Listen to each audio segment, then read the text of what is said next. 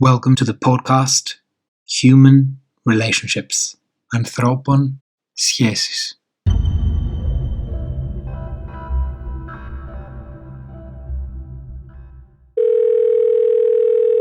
Hello and welcome. I'm Ioannis Soteropoulos and this is Ανθρώπων σχέσεις. Human Relationships. Here we explore the psychology of relationships, the pressures of modern life, and how we can connect in a more meaningful way with ourselves and with other people, with poetry as our starting point.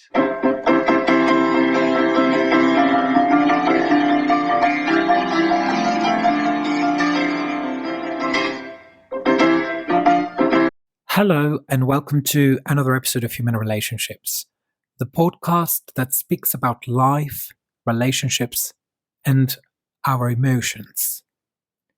Today, we'll talk about empathy. Empathy in relationships and how we can truly understand the other person. We often speak about love, loss, and distance, but what does it mean to truly listen to someone and genuinely feel what they are feeling? We will explore what empathy is and why it is vital in relationships, what research shows about its absence in the modern era, how we can cultivate it in our daily interactions, real examples that prove its power, and of course, poems that express the essence of understanding and empathy. If you ever felt that someone doesn't understand you, or if you struggle to see the world through other people's eyes, this episode is for you.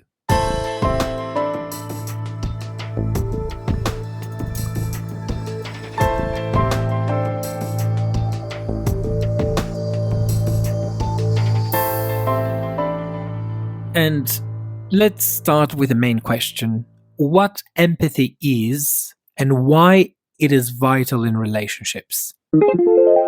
Empathy is one of the most important skills in human relationships. It is the ability to feel, understand, and respond to other people's emotions in a way that makes them feel truly understood.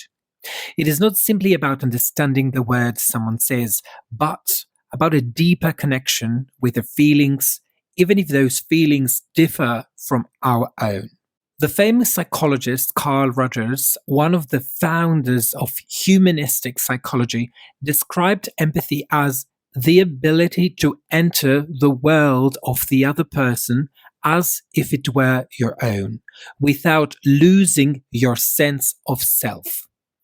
This means it is not simply compassion or understanding, but a deeper emotional and cognitive process that allows us to see the world through the eyes of the others. Let's now see the three types of empathy. According to research in psychology, empathy can be divided into three basic categories. First, emotional empathy. This is the emotional reaction to someone else's feelings. A person with high emotional empathy can feel the other person's joy or pain almost as if it were their own. Research from Harvard Medical School showed that emotional empathy is particularly developed in parents and children, strengthening the bond between them. Second, cognitive empathy. This refers to the intellectual understanding of another person's feelings and thoughts without necessarily feeling them ourselves. It is a skill that allows us to read others, understand their intentions, and adapt our behavior accordingly.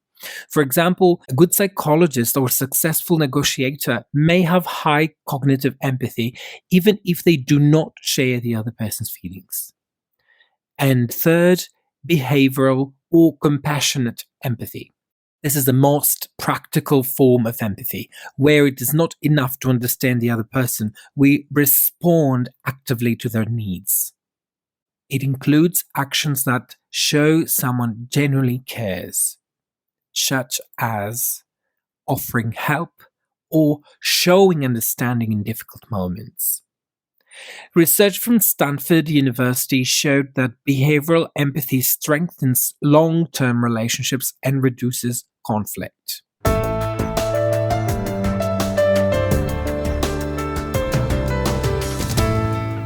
And now passing into the scientific importance of empathy in relationships, we see that studies from Harvard Business Review and Berkeley's Greater Good Science Center confirm that empathy is one of the most important factors that determines success in relationships, whether romantic relationships, friendships, family, or professional interactions. According to research from Stanford University, empathy reduces conflict because people feel more understood, increases emotional closeness, helping to create deeper relationships, and builds trust because people feel safe expressing their feelings. Another interesting study from Johns Hopkins University showed that couples who cultivate empathy have a 60% lower likelihood of breaking up because they can communicate more effectively and understand their partner's needs. And now let's see the difference between empathy versus sympathy, an important distinction. Empathy is often confused with sympathy, but there is a key difference. Sympathy means we feel sad for someone without necessarily putting ourselves in their position. Empathy means we feel together with the other person. We understand what they are going through and we feel their situation from the inside. The famous researcher Brené Brown explains that empathy is like going down into the well of another person's sadness and sitting with them there, without trying to fix them or tell them that everything will be fine. This is very important. Let's see some practical examples of empathy in everyday life. In relationships with our partner, a couple, for example, disagrees about how they handle their finances. Instead of saying, "You're wrong, you see it the wrong way," someone can say, "I understand why this worries you. Do you want to explain how you feel?" Another example from the work environment. A colleague seems under pressure with a project. Instead of saying, "Well, I have lots to do too," we can ask, "How can I help?" Or if I can help in any way. Sometimes even listening to someone's problems, it's very helpful. And another example in friendship, a friend is going through a difficult time after a breakup. Instead of saying, "You will find someone better," we can say, "I can imagine how hard this is for you. Do you want to talk about it?" So, why is it so difficult to be truly empathetic? Even though empathy is a natural human ability, it is not always easy to apply in practice. Some reasons: the fast pace of life and a lack of attention to the details of another people's emotions. Also, the tendency to want to give solutions instead of truly listening. And our own biases and experiences, which stop us from seeing the world from another perspective. However, empathy is a skill we can cultivate. And the more we practice it, the better our relationships become. Conclusion: empathy is a foundational pillar of human connection. It helps us love, understand, and connect more deeply with others. In a world that often promotes isolation, empathy is the antidote. And questions for you. When was the last time you felt truly understood by someone? How can you apply more empathy in your relationships? In recent years, many public health and social science discussions have treated loneliness and social disconnection as a major modern stressors. Empathy becomes even more important in this context. It is a skill that turns contact into connection. In practice, empathy is also linked with better conflict repair, stronger trust, and higher relationship satisfaction when it is consistently expressed through listening, validation, and small supportive actions.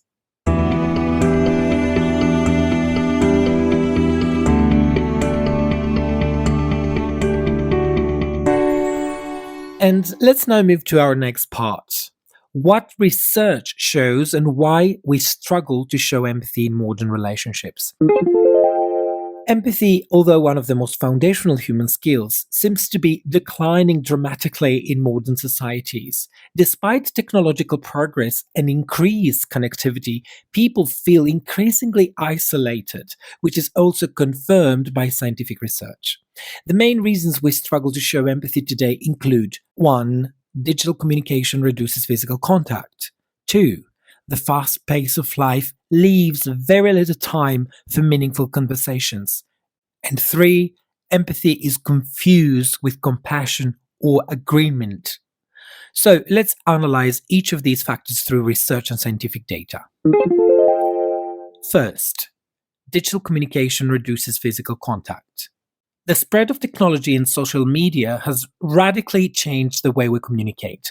While it may appear that we have more possibilities to speak and interact, and in some cases we do, the quality of communication has worsened.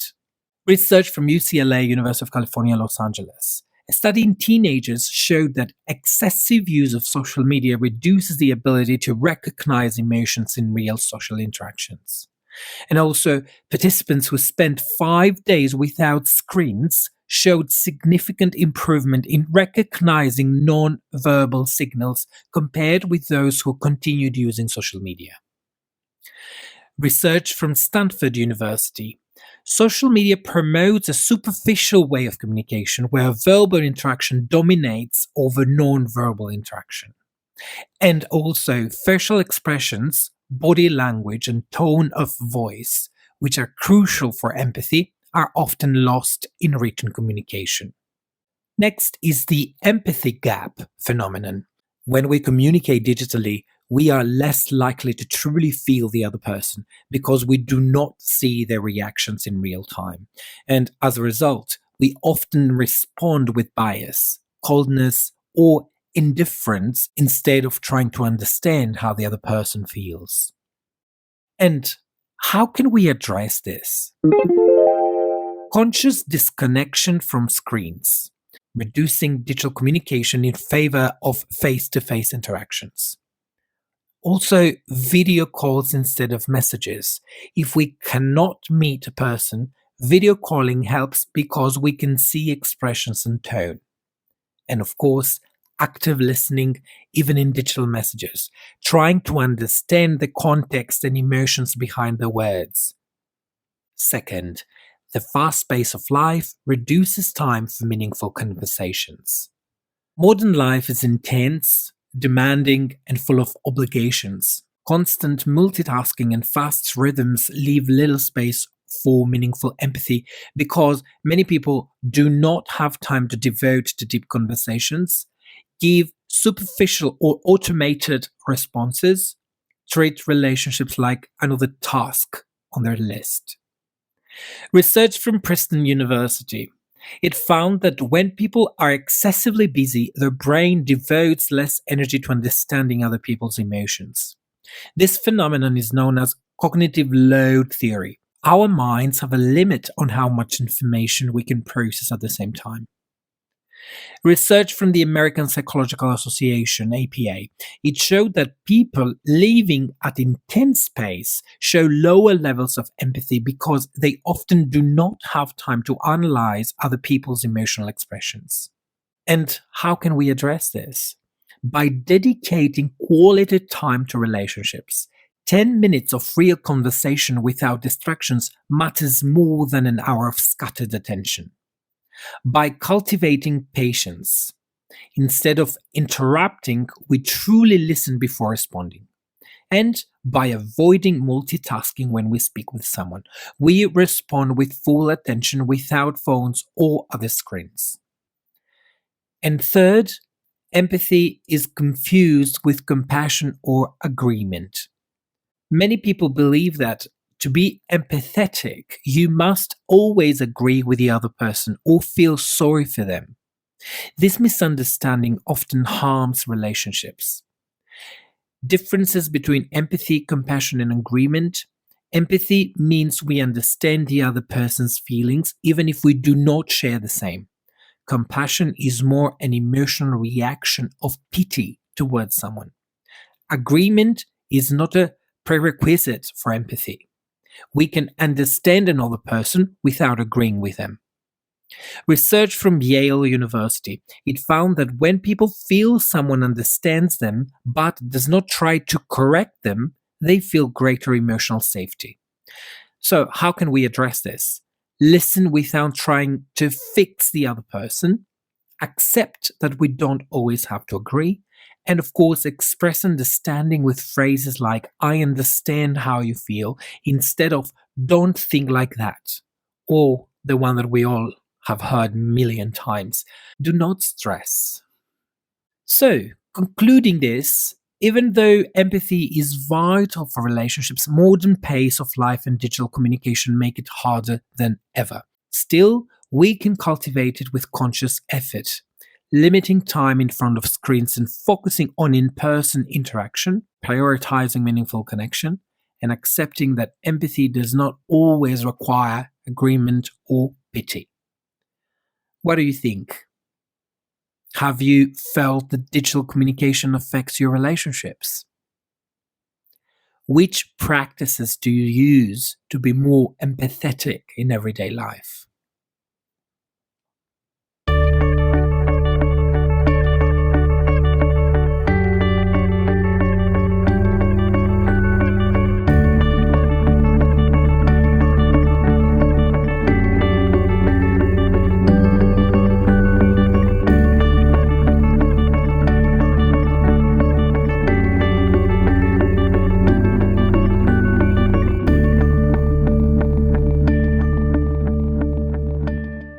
Let's now move to real examples and stories that prove the power of empathy.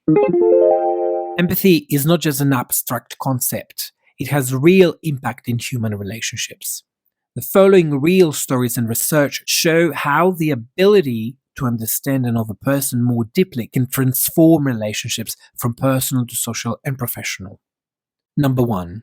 The story of Marshall Rosenberg and Nonviolent Communication. Marshall Rosenberg, an American psychologist and creator of Nonviolent Communication, NVC, dedicated his life to studying how empathy can transform conflict. His model has been used in political negotiations, family relationships, and education systems worldwide. The core principles of nonviolent communication: observation without judgment. What is happening objectively? Expression of feelings.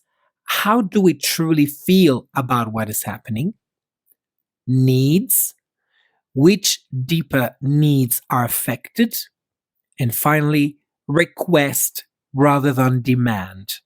What can we ask of the other person to improve the situation? Rosenberg applied this technique in areas with intense and social and political conflict, such as the Middle East and Rwanda.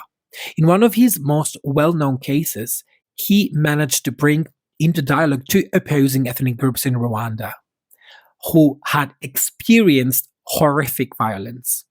Through empathy and nonviolent communication, these people were able to hear each other's perspective and find common ground. And the lesson here is that empathy does not mean we agree with the other person. I need to repeat that. Empathy does not mean we agree with the other person, but that we understand them deeply. That can bring reconciliation even in the most difficult situations. Number 2, the case of couples with high empathy. Dr. John Gottman, a leading relationship researcher, has studied thousands of couples to understand what makes a relationship successful. His research showed that empathy is one of the strongest factors that predicts the long-term success of a relationship. What do the data show? Couples who practice active listening and show interest in each other's feelings have a much higher likelihood of staying together. Gottman developed the concept of emotional beads, small daily gestures, a smile, a question, a tender action, that, when noticed and met positively, increase emotional connection. An example from Gottman's research. In a 6-year study, he observed that couples who responded positively to At least 86% of emotional bids had high likelihood of staying together. By contrast, couples who ignored or rejected those signals, for example with indifference or sarcasm, had a much higher likelihood of separation. And the lesson here is empathy is not only for difficult moments, it is built daily through small moments of connection. And how can we cultivate empathy in a relationship? Listen without interrupting when the other person expresses a feeling. Ask, how do you feel, instead of why are you reacting like that? And finally, notice the other person's small signs of love and respond positively. Number 3, a story from the professional world, the case of Starbucks. Empathy is not only useful in personal relationships, but also in professional environments. One characteristic example is Starbucks' policy to train its employees. What did Starbucks do? After incidents of discrimination in its stores, the company decided to train 175,000 employees in empathetic communication and cultural understanding. Employees were trained to listen, actively understand different cultural approaches, and manage difficult situations without escalation. The result? Customer experience improved because employees could handle disagreements with understanding rather than defensiveness. The initiative led to increased customer satisfaction and improved company image. And the lesson here is that empathy can be applied everywhere, from personal relationships to the workplace. And it can bring real results. So, concluding this, empathy is not a theoretical idea. It has the power to change lives, relationships, and even societies. Whether in Rosenberg's peace work, Gottman's relationship research, or empathetic approaches in workplaces, the common thread is clear. When we try to truly understand the other person, we build a better world. And questions for you. Have you experienced a moment where empathy made a difference in one of your relationships? How can you apply empathy in your daily life?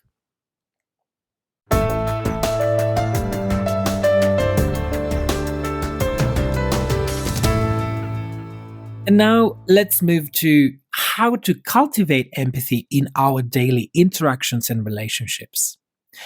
Empathy is not only an inborn characteristic, it is a skill we can practice and improve over time.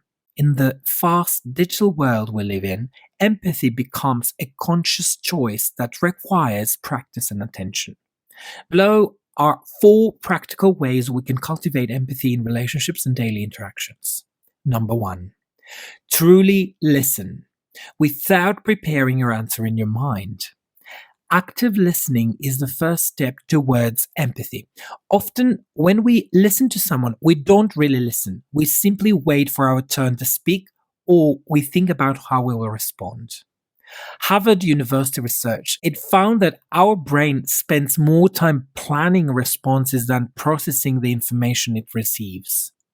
And also, when someone feels we are truly listening, the brain's reward system is activated, leading to greater emotional connection. Some practical tips for better listening. A. Focus fully on the person. Put the phone down, keep eye contact. Observe body language. Non-verbal signals often reveal more than words. Show you are listening. Repeat in your own words, if I understand correctly, you feel X. And avoid interrupting. Let the other person finish without rushing to respond. Number 2, ask, how do you feel? What does this mean for you? One of the simplest and most powerful ways to show empathy is to ask the right questions. Why is it important? We show real interest in the other person's experience. We help the other person express feelings more clearly. We avoid the trap of assuming what the other person feels. Some examples of good empathetic questions. How do you feel about this? Instead of, don't take it so personally. Or, what does this mean for you? Instead of, it's not that serious. And do you want to tell me more about it? Instead of, I know exactly how you feel. And attention, avoid questions that can sound critical or dismissive, such as, why are you so upset? But why can't you get over it? Or, that's no reason to worry. Empathetic questions are not to fix someone, but to understand them more deeply. Number 3, avoid judgment and immediate solutions. Sometimes listening is enough. Often, when someone tells us about a problem, we feel the need to offer solutions. But empathy does not mean fixing the situation, it means being there for the other person. Columbia University research shows that people who receive empathetic listening rather than advice feel greater relief and psychological support. Unasked for advice often makes the other person feel that they are not truly understood. So, how can we respond with empathy instead of solutions? So, instead of just forget it, move on, we say, I understand this is hard for you, and you mean it. And instead of, do you know what you should do? We say, do you want to talk about it and look at it together? Most important, sometimes the best thing we can do is simply listen and be present.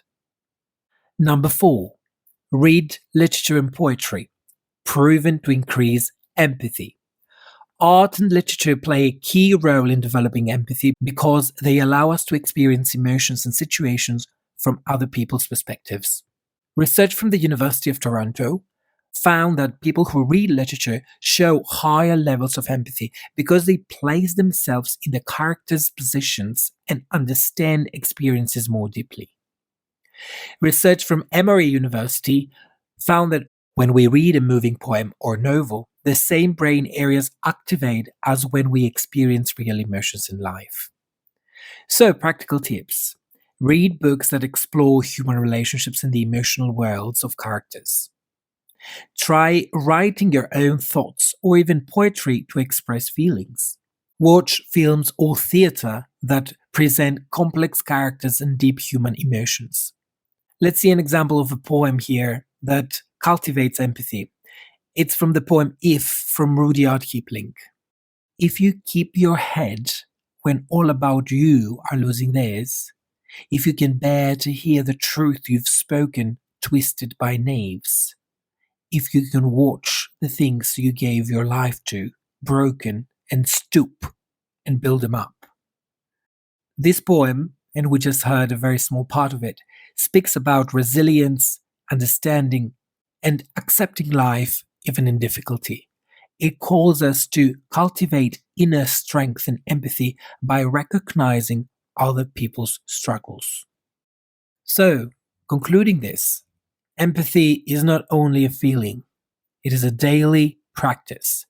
We can cultivate it by listening meaningfully, asking the right questions, avoiding judgment and quick solutions, and discovering art and literature. Which of these do you already practice in your relationships and or your daily life?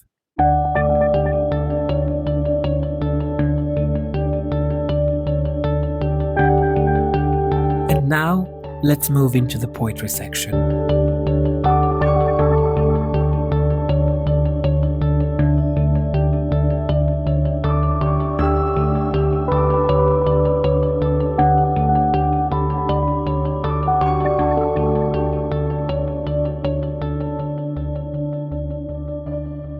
Today, I've selected two poems, one from Pablo Neruda and one from one of my favorite Greek poets, Dino Christianopoulos. Pablo Neruda, 1904-1973, was a Chilean poet, diplomat, and politician known for deeply sensual and symbolic language.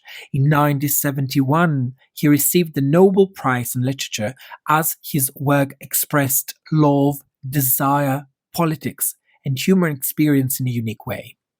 His passion for life and people appears in every verse, especially in his love poetry, such as 100 Love Sonnets. from which Sonnet 17 follows, which you're going to hear it in a free English translation of mine.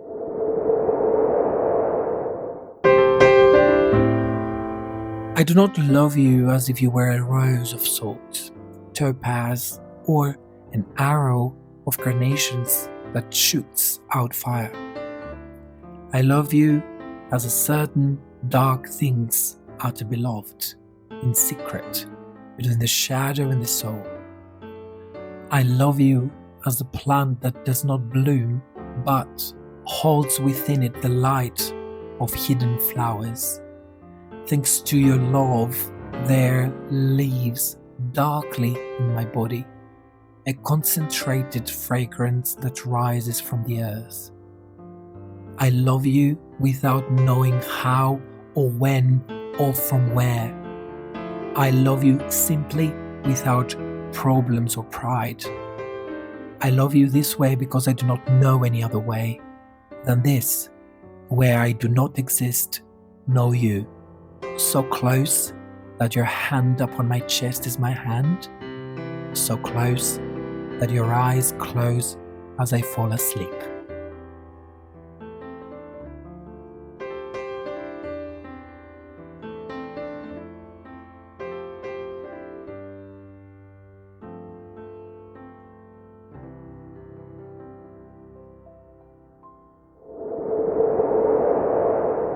Sonnet 17 expresses a love that is not based on external or superficial elements, but on a deep inner bond, almost existential. The love Neruda describes is not merely romantic. It is a relationship based on an absolute understanding and connection where the I and the you stop existing as separate entities.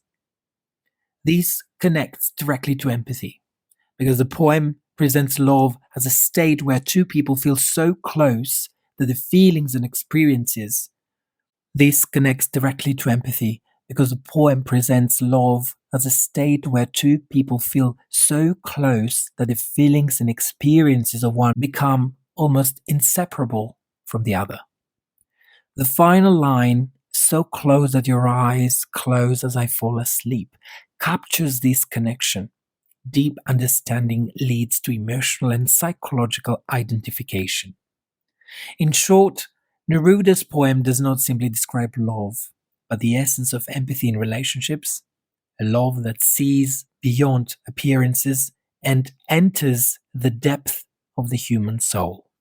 While Sonnet 17 speaks of an absolute emotional bond, we can read it as an example of empathy in love, when someone feels the other person so deeply that their experiences become almost inseparable. This does not mean every romantic relationship has this level of understanding.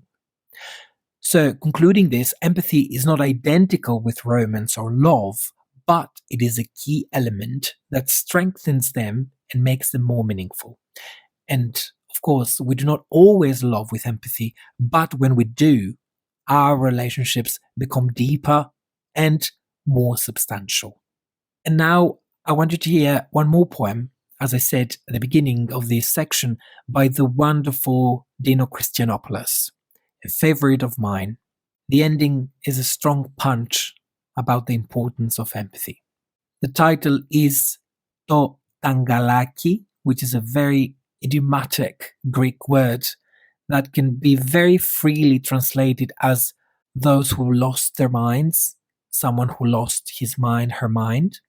And it's from his poetry collection Foreign Knees, translated from the Greek title, from 1954. If you ever catch me wandering suspiciously in a park or a wasteland, do not misunderstand me. Do not say to yourself, the Tangalaki. You cannot know how hard I fought before I bent. The poem The Tangalaki by Dinos Christianopoulos is a strong and short confession, full of inner struggle, social prejudice, and human weakness. The poem speaks about judgment and misunderstanding. The protagonist is in a situation that can easily be labeled as a suspicious by others. Instead of becoming defensive, he addresses those who watch him and asks them not to misunderstand him. So, the social prejudice and the lack of empathy. The word tangalaki has a derogatory tone, showing how quickly society judges without knowing someone's inner struggle. The phrase, "you cannot know how hard I fought before I bent," is the essence of empathy. We cannot understand another person if we don't listen, if we don't feel, if we don't try to see beyond the surface. So, this poem shows how quickly we label others without knowing their personal struggle. It shows that empathy requires effort. We must think about what someone has been through before they reached a certain point. And it reminds us not to rush to judgment, but to try to understand. Christianopoulos' poem is a cry for understanding and acceptance, which lies at the heart of empathy. Being able to read the pain behind people's behavior is the key to more authentic and deeper relationships. And some questions for you. How many times you have judged someone without knowing the struggle they are fighting? How can we learn to see beyond the surface in a relationship?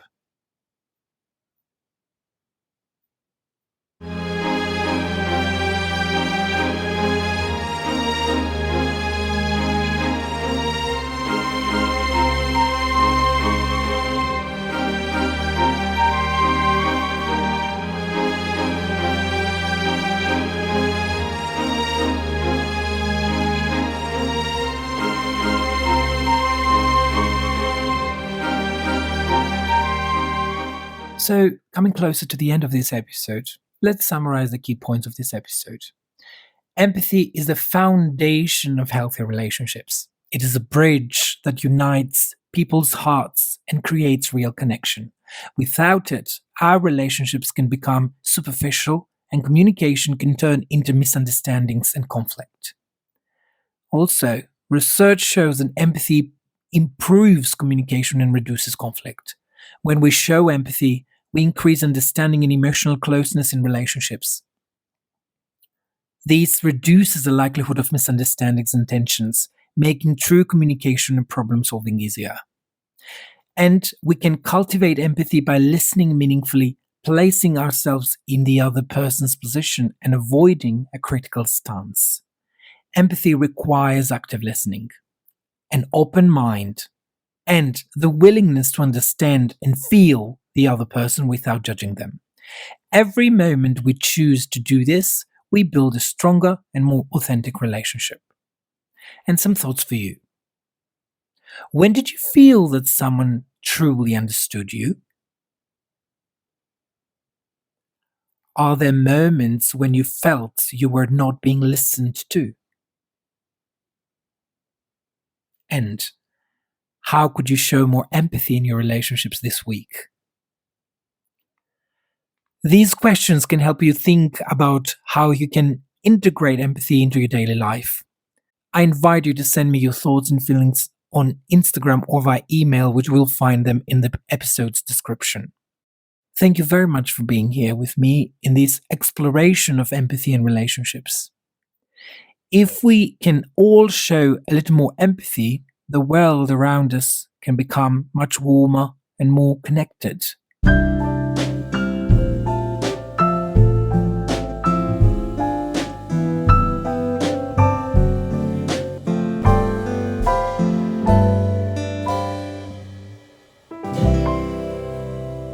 So, closing this episode and the first 10 episodes of Human Relationships, I want to thank you from my heart for the journey we've taken together so far. We explored concepts, emotions, practices, research, and of course poems about human relationships, and every conversation brought us closer to understanding what it means to be truly present for one another and come closer to our true selves. Empathy is the heart of every relationship. If we cultivate it in everyday life, we can create stronger bonds, reduce conflict, and bring more light and understanding into our relationships. This journey does not end here. It is a process that continues and evolves. So let's try to embody empathy in our actions, our words, and our thoughts. Let's open the road to more authentic and conscious relationships. Thank you very much for your support, for your messages, and for your reflections. Your participation is the greatest gift. Until the next time, be full of understanding, empathy, and of course, love. First for yourself, and then for the others. And I'll leave you with one last thought. Relationships are what connects us, so let's take care of them.